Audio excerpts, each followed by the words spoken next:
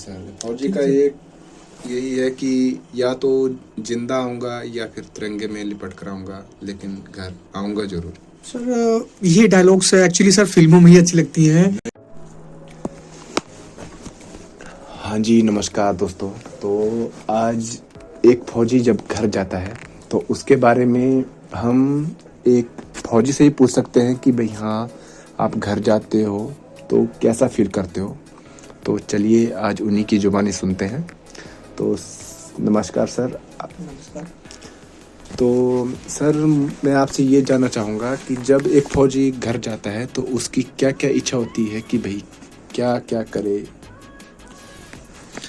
पहले तो सर आपको नमस्कार। और सर आप एंकर हैं तो शायद आप इस चीज़ को उतना बखूबी ना जान पाए, बट एक जो सर फौजी का जो दर्द है ना, जी, हमने अक्सर सुना होगा कि आज ये स्ट्रेस में है, इसको स्ट्रेस हो गया। सर मैं तो कहता हूँ कि शायद हमसे ज़्यादा स्ट्रेस किसी को नहीं होगा। अच्छा। क्योंकि सर एक तरह से हम अपनी जिम्मेवारियों से भी दबे हुए हैं। जी सर। कि हम अपनी ड्यूटी से भी नहीं भाग सकते हैं। हाँ जी सर। ठीक है सर, क्योंकि इधर से भी प्रेशर है। ऊपर से सर रही बात आपने पूछा एक कि जब एक फौजी बंदा जब छुट्टी जाता है तो उसकी क्या क्या सर, वो उसकी आकांक्षाएं बस इतनी ही होती है कि घर पे जाए ना तो 2 वक्त का जो उसका टाइम होता है ना, उसको प्यार से रहने को मिले, उसके घर में जो है उसकी रिस्पेक्ट हो, ना कि उसके विपरीत है। क्योंकि वो बस चाहता है कि यार फैमिली है या मदर फादर है, वो बस छुट्टी इसलिए जाता है ना ताकि अपने दिमाग से ना हर चीज़ को समझ पाए। मैं एक्सप्लेन नहीं कर पा रहा इस चीज़ को, क्योंकि जो दिल में है ना सर दर्द, वो कभी जुबान पे नहीं आ सकता मेरे। ठीक है।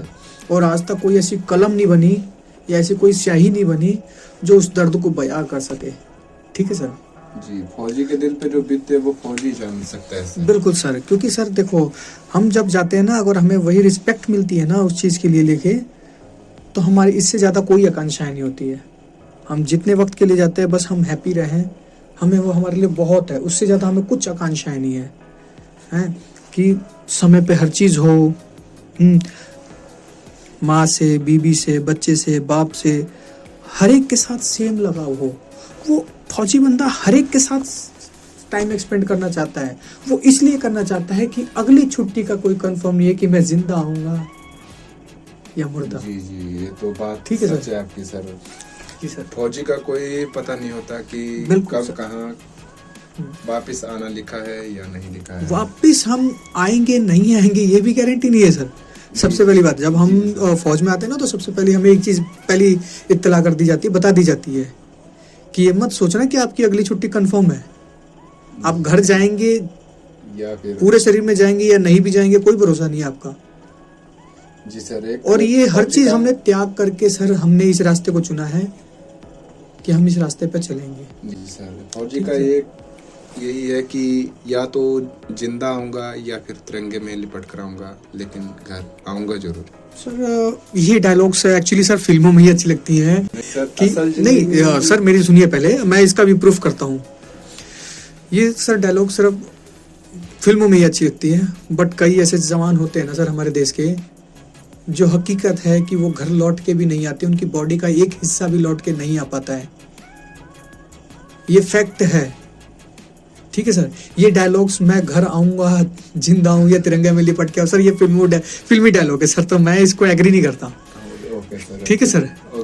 तो इसके लिए सर सॉरी, बट एक्टरों को, जो हमारे स्टार्स जिन्हें कहते हैं ना, उनको बुरा लग सकता है, बट ये हकीकत नहीं है।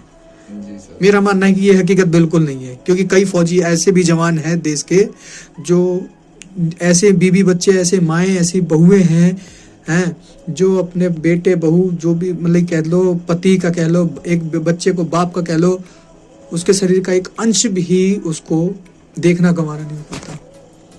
जी, उनके घर पे बहुत क्या बीतती होगी वो तो शहीद के घर वाले ही बता सकते हैं सर कि उनके ऊपर। बट मैंने जहाँ तक रियलाइज किया है कि मेरे ना होने के बाद क्या हो सकता है। सर कुछ बातें बताएंगे आप हमें इस बारे में? सर इसके बारे में सर कभी और बात करते हैं आपसे, क्योंकि ना कुछ चीज़ें हैं जो भावनाओं में लेके आना जरूरी है। ठीक है। चलो ठीक है सर, हमें आपसे मिलकर और बात करके बहुत अच्छा लगा sir. Thank you sir. Thank you sir. Okay, bye bye, जय हिंद। सभी दोस्तों को बाय बाय, टाटा। अगर हमारे फौजी भाई की बात आपको इससे सहमति मिली हो तो हमें ज़रूर फॉलो करें। धन्यवाद।